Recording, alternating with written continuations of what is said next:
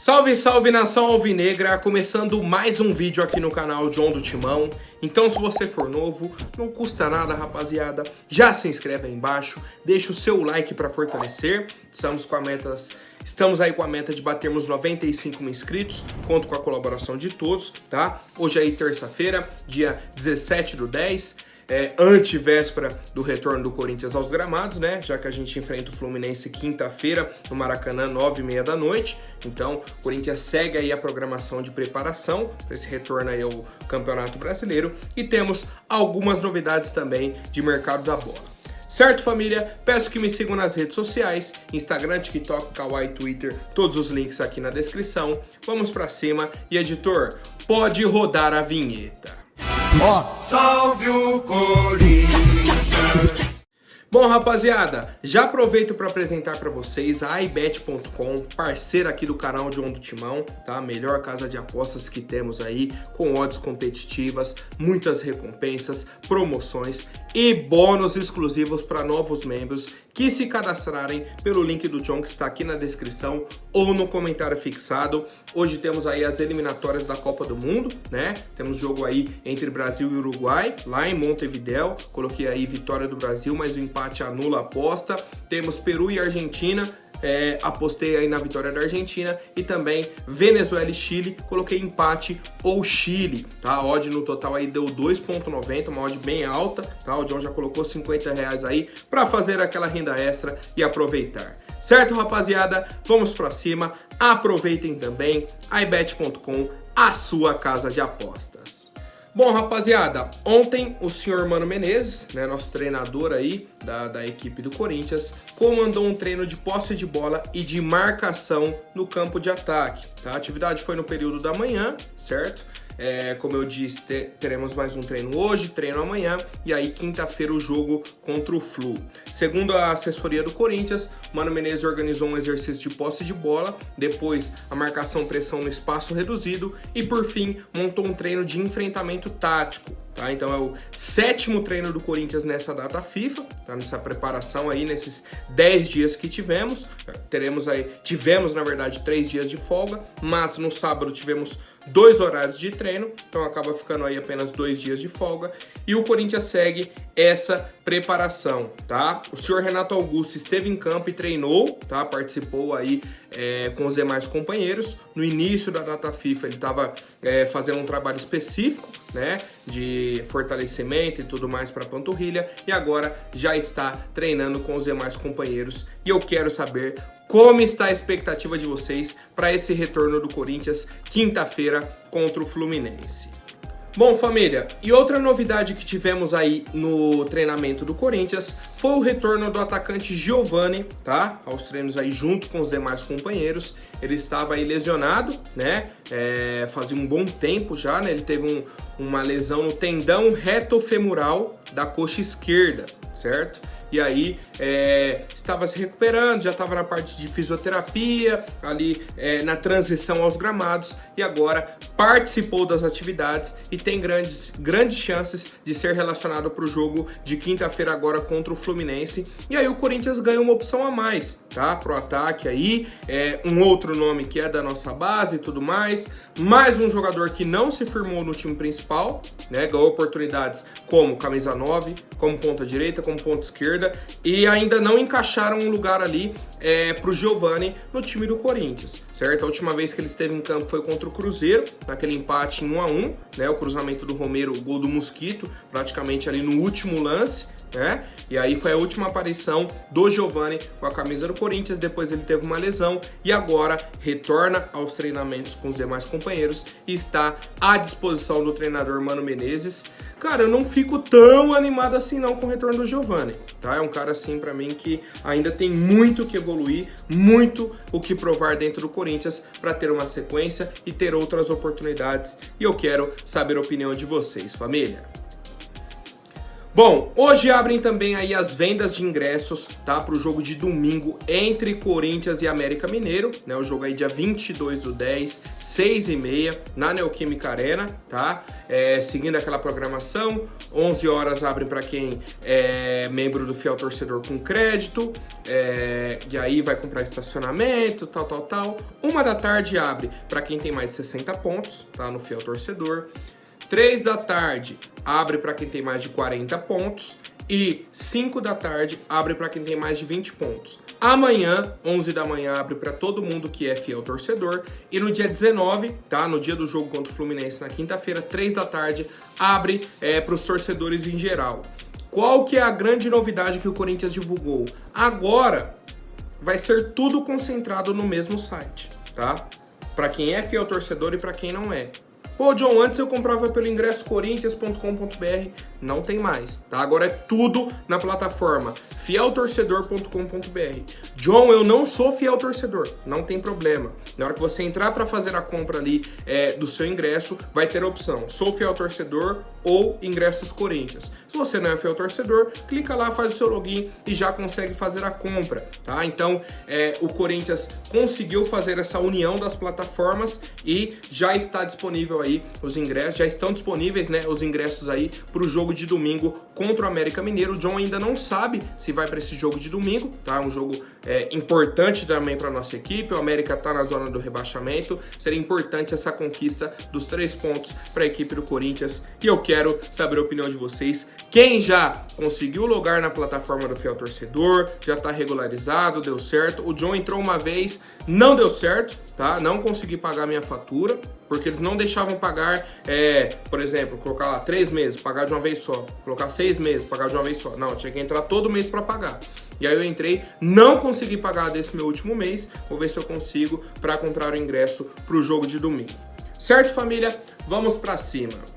Bom, agora falando sobre a parte administrativa da nossa equipe, tá? O senhor Chicão, zagueiro, campeão mundial pelo Corinthians, Libertadores, Brasileirão, Paulistão e outras competições, Copa do Brasil também, né? Ele estava aí em 2009.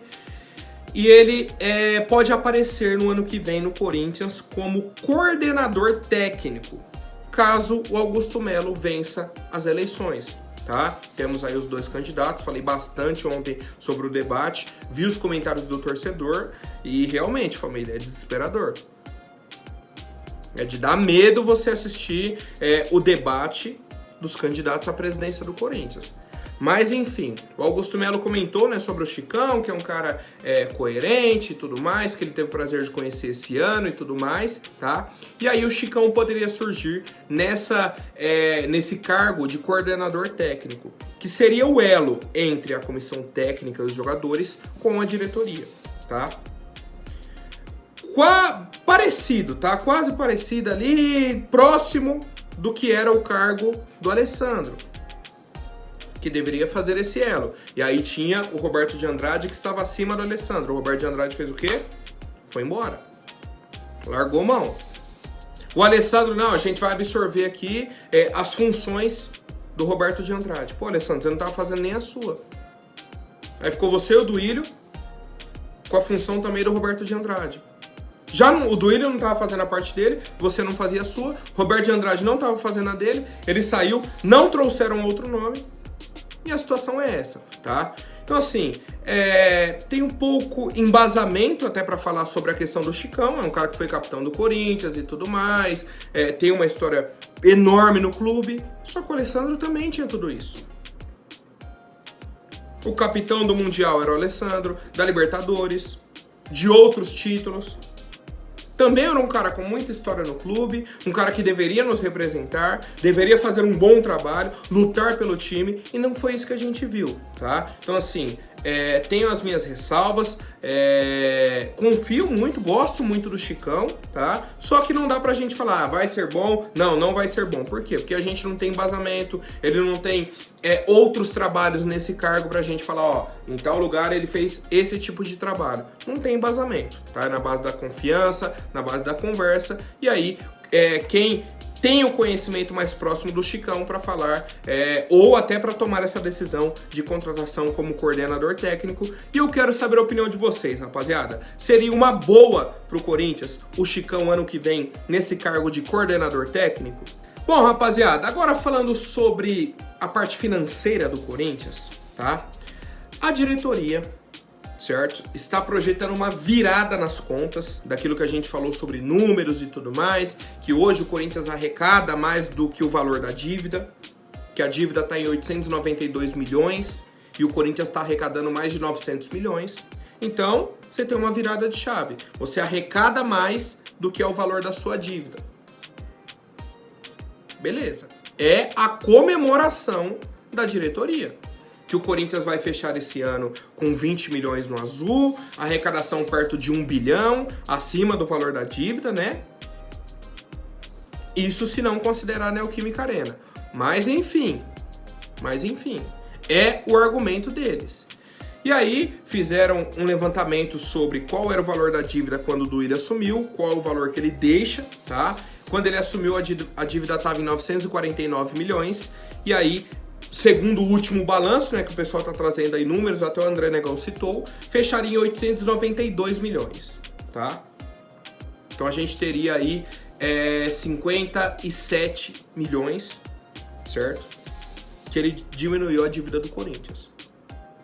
Do fim do ano passado para cá, seria uma dívida seria uma redução de apenas 1,97%, quase 2%. E no total, uma dívida de 6% a menos, tá? Uma queda aí de 6% da dívida, de 949 para 892. Cara, eu acho muito pouco mesmo, por tudo que a gente já citou esse ano, principalmente pelo desmanche do time.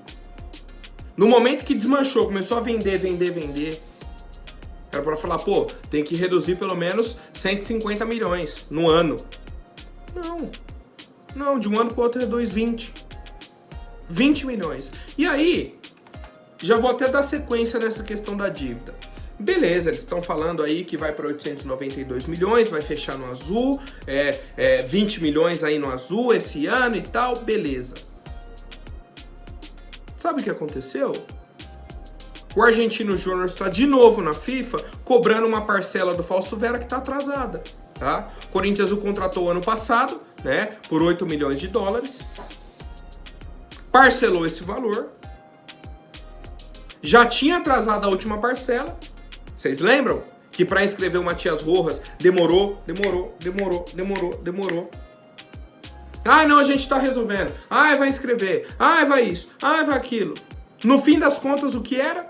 O Corinthians atrasou a parcela do Fausto Vera pro Argentino Júnior. Eles entraram na FIFA, o Corinthians ficou bloqueado. Enquanto não pagou, aí pagaram, tinha o tempo lá para cair, para o Argentino Júnior avisar a FIFA, e aí o Corinthians ser liberado para contratar e inscrever o Matias Rojas. Então isso já aconteceu na janela do meio do ano, junho, julho. Chega agora o presidente do Argentino Júnior e diz, ó, parcela tá atrasada de novo, tá? Em qual contexto que ele falou isso?